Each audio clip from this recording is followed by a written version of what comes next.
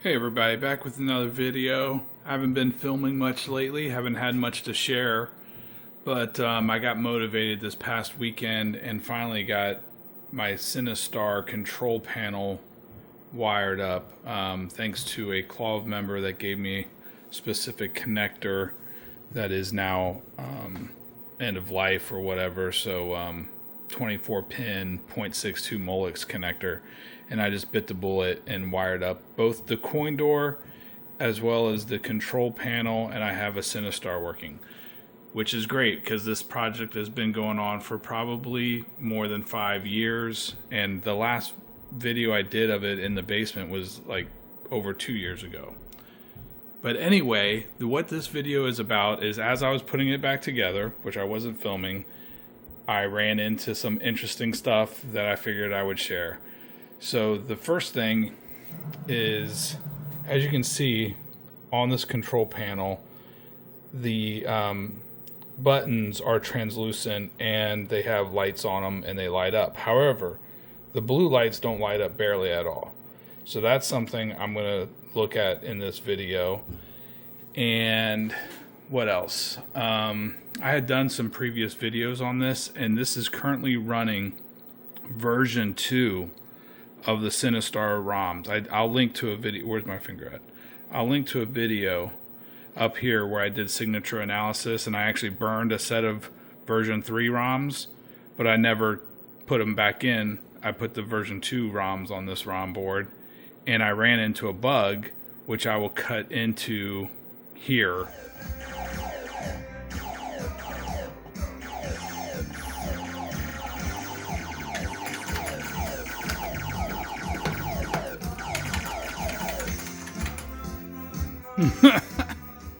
So I think there's the attract mode. So this is version 2, and you see the big Sinistar. So just keep that in mind as I cut this whole video up and try to make it have some logical flow. All right, let's see if this works out here. So coin door, I have not restored it. I just put it in there, and I had to wire up a new switch here as well.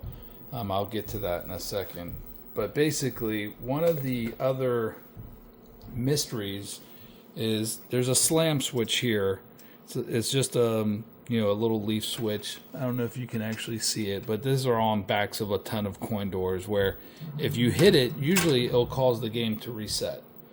But on Williams games, I'm going to hit it and you'll see it does not reset, right? I'm hitting it, doesn't reset. And I tested it on my bubbles, as you saw, it was next to it, and it didn't do anything there either. So I was like, what the heck does this slam switch even do? I read a post on KLOV. Somebody was asking about Robotron. Like, what the heck does the slam switch do? Can't figure it out. So Cinemax said that it probably, he looked at the code or something, and it basically disables the coin switch for like 2 seconds. So we're going to test that. I'm going to hit the coin switch, and you hear it gets coined up. I'll just show you. Now there's credit number 1 on there. 1 credit. And if I hit the slam switch, I won't be able to coin up. See? For a couple seconds until I can coin up. So I'm going to hit it again, the slam switch. 1, 2, 3, 4, 5. Yeah, it takes about 2 seconds. So here. And then no more.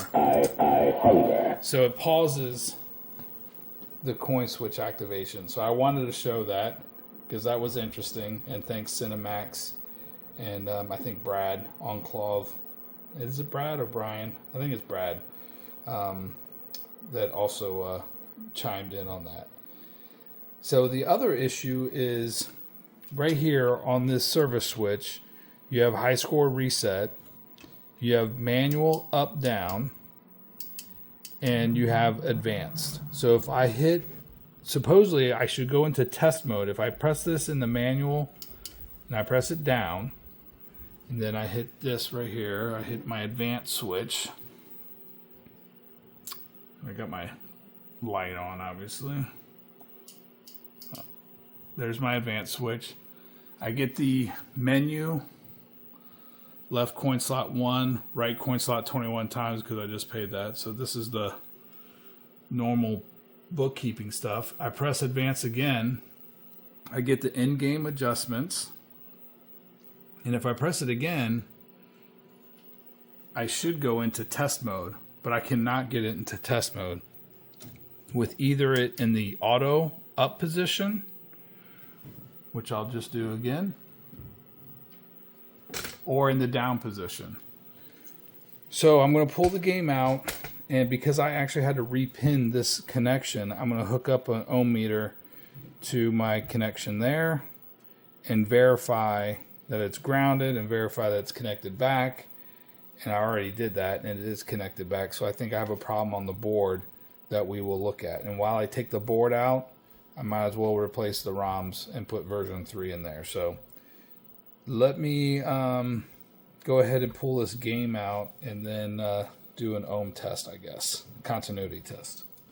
Basically, each switch, there's a green and brown is ground. Let's see if I can.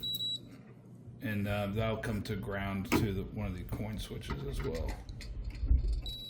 All right, and then I believe this white and something, this is also ground, this little white, and then I had to tie that ground to this other ground here, so hopefully my head's not in the way.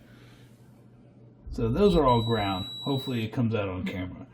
But this blue wire is the manual up-down, and when it's in the up position, it is typically grounded. So if I just come to this ground, hit blue, it's grounded. Obviously on the same, and we already know this white one at the bottom is tied to ground.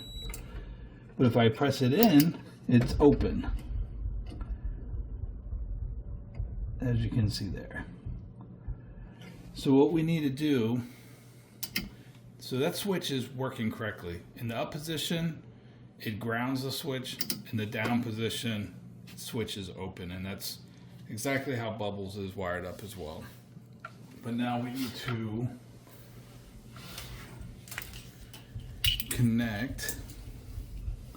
Let's see here. Basically, one of my little connectors here so I can do two things at once. I'll connect it off camera and come back. All right, we're now at the back of the cabinet, and if I have this actually still connected, the blue wire from the auto up-down switch comes into pin 1 on the ROM board right here, so this should have continuity, and it does. So I know that I pinned it out correctly, and it's making contact all the way back here, and that makes contact to this resistor up here. You can see that right here, there, and there's no continuity with ground, probably because it's in the down position. Let me change that. Now it's in the up position, and we have continuity to ground. Okay, so right there, and it has continuity with ground, and it hits this. This is a capacitor, actually, not a resistor.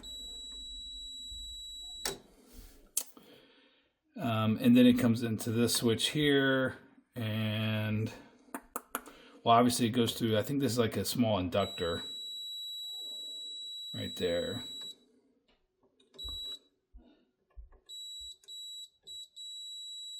Let me not ground it. All right, now it's open. Open. And now you can see on this side of the capacitor, because the switch is open now, it's not grounded, I have no continuity once it comes through this capacitor, which is normal, I believe.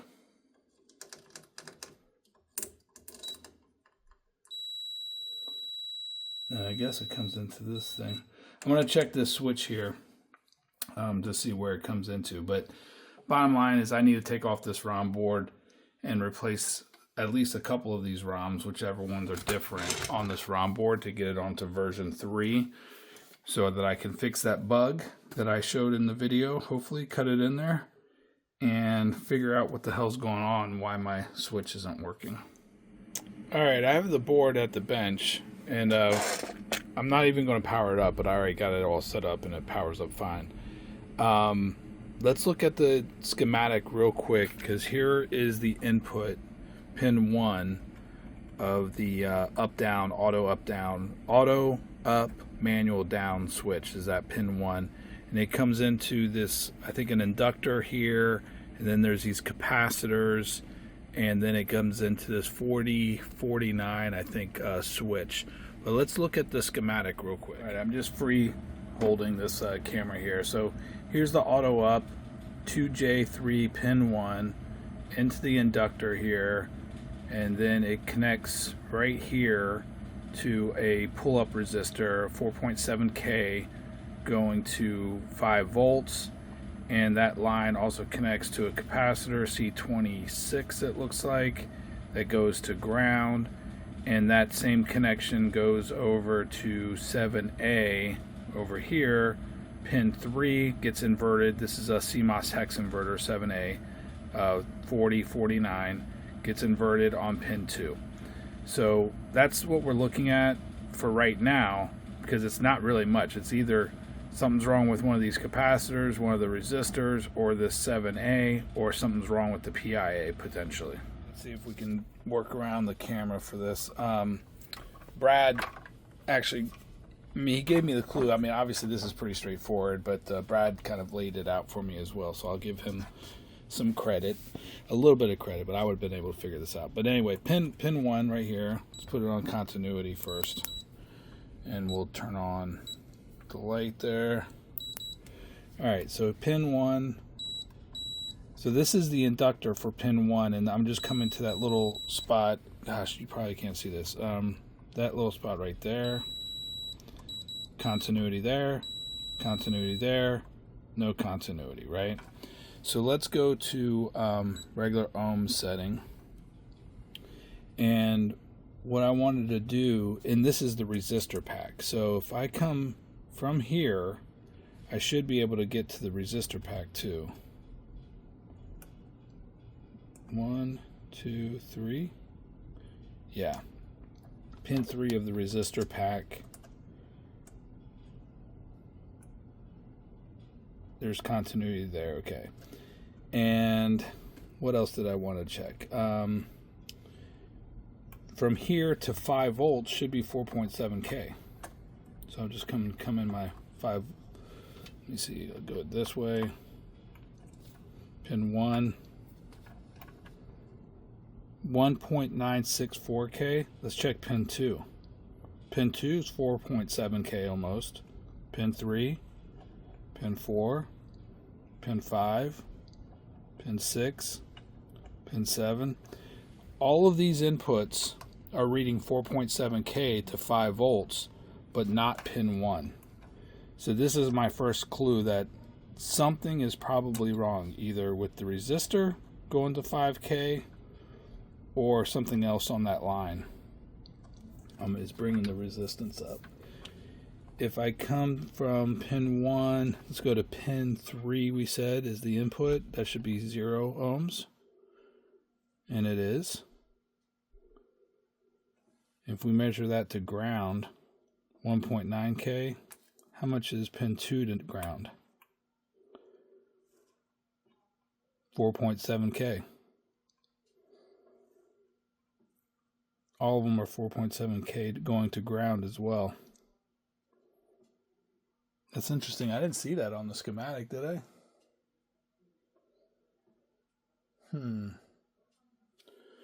This is ground right here. Regardless, this going to ground being 1.9K and not 4.7 seems like it's an issue. And I almost want to cut pin 3 to see if that alleviates it. So we're going to do this live. If I can see with my, take off my glasses so I can see. We're going to come into pin 3. 1, 2.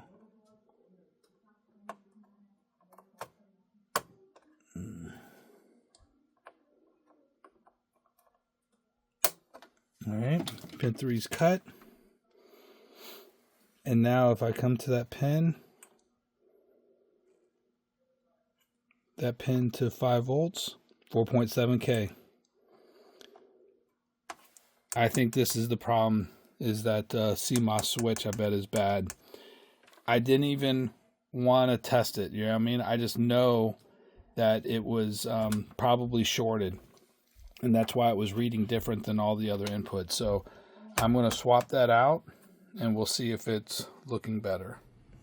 Okay, while I'm waiting for this replacement 4049, I think it's a 4049, I went ahead and replaced all the ROMs with what Cinemax had burned, which would, what I didn't realize is I actually had the original AMOA, AMOA or something, ROMs. It's pink labels, and this might be pretty rare. I don't know. It's like the original board. It's got original numbers, 614115, and it's got these pink labeled ROMs on it, which is like the prototype ROMs for Sinistar, which is kind of cool. But because of that bug, I replaced them with what Cinemax burned, which gives you a little bit extra, different, less difficult gameplay, I think, or a little bit more balance there. A little flame thruster coming out of the back of the spaceship, and while keeping the original big Sinistar attract mode screen with the blood dripping off of it. So anyway, I'll put this back in the cabinet, and and then when we get that chip, we'll put the chip in. All right, have the boards back in the game, and this is my, where's it at? 4049. I'm gonna put it right here. Hope this works, because I don't feel like taking these boards back out. And I probably wasn't filming me putting it in, but it's all right.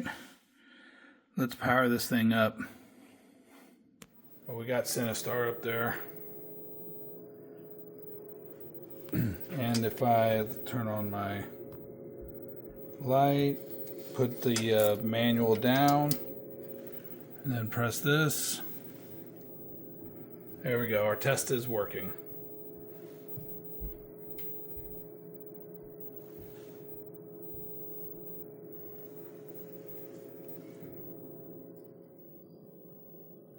Alright, I have the lights off, and I figured we'd do the control panel here. You can see the red and the orange. I don't know, why is this orange one not on? There we go. There's that orange one right there, but the blue are not lighting up very well. So what we're going to do, if I turn on my flash, there we go, is, see if I can close the coin door, is I have these right here, 6.3 volts, 4447 flex. I think I don't know where I got these from, but we're gonna put these in, dang, Matrix is in my way, in where the blue is, which is right up at the top. See if I can get a little bit closer. It's right here at the top. Put these little LED things in.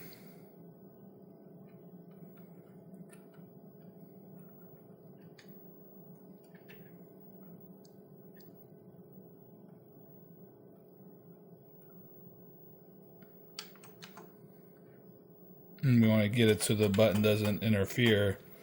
And let's see what that looks like without the... Now you can actually see the blue a little bit, especially in the dark. So this is the one with the LED facing right at it, and that's a incandescent bulb right there. Might be able to get it a little bit closer.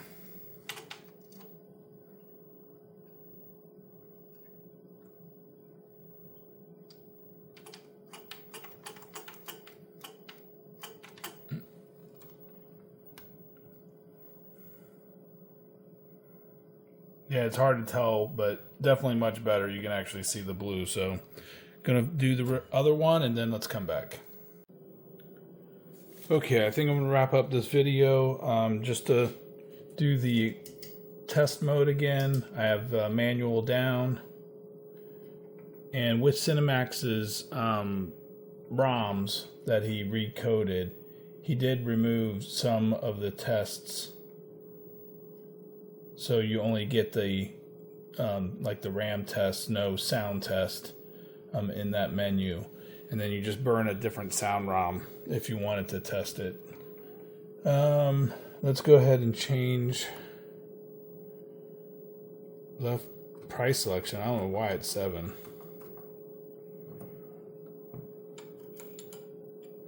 Yeah, we'll do free play. And then advanced to get out of there. And the other change, obviously, in the track mode, he puts the AMOA Sinistar graphic on there with the blood dripping. And there should be, I don't know if it's going to show it in a track, but there should be like a little plume from the spaceship.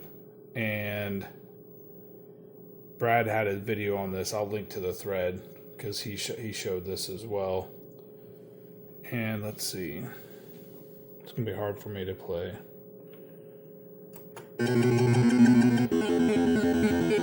Might be a little loud. With Cinemax's ROMs, there's not as many of the warriors that come out to begin with. So the first screen is actually, and you're not supposed to chase those things, but you see I found Sinistar down there. It's the little yellow thing up on the viewfinder. If I can find him. Where is he at? Over here. There he is. And he just hit a Cinnabomb. And I don't know if this is a point pressing method or not to like keep him just, you know, not building up.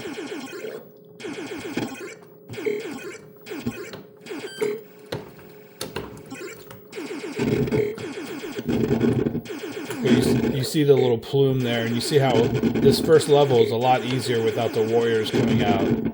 On the it was way harder on with the ROM version 3 and the AMOA, I guess.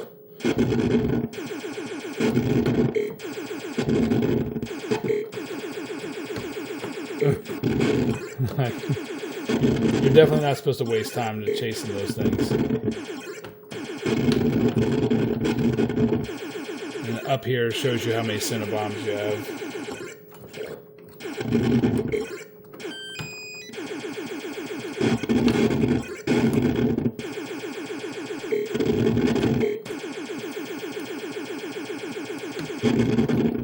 I almost want to go find he's alive now, so I see him right there. Beware, coward. Run, coward. There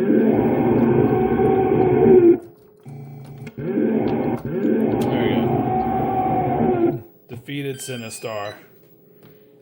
Now it says you're in game warp engines. Let's see, I'm warping straight up, and now I'm in the worker zone. So I don't know what the first zone is. I didn't even read it, but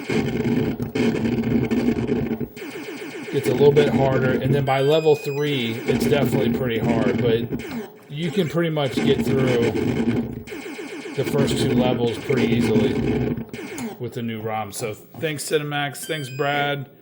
And my Sinistar is working, which is nice. There we go. Cheers.